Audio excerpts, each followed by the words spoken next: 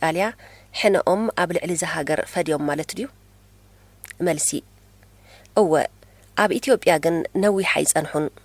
ብ1941 ካልኣይ ኩናት ዓለም ኣብ ጥርዙ ኣብ ዝበጽሓሉ እዋን ሰራዊት ብሪጣንያ ንወተሃደራት ኢጣልያ ሰጉይጉ ሙሉእ ቀርኒ ኣፍሪቃ ኣብ ቁጽጽር ሓይልታት ኪዳን ከም ዝኣቱ ገበረ። ጉዳይ ኤርትራ ጌና ኣካታዕ ይኮነ። ሕብረት ሶቪየት እዛ ግዝእቲ ሃገር ማለት ኤርትራ ናጽነታ ክትረክብ ትደሊ ነበረት። ብሪጣንያውያን ግን ከም ኣመሎም ኤርትራ ኣብ ክልተ ተኸፊላ እቶም ኣስላም ምስ ሱዳን እቶም ክርስቲያን ድማ ምስ ኢትዮጵያ ከጽንበሩ ኣመሙ።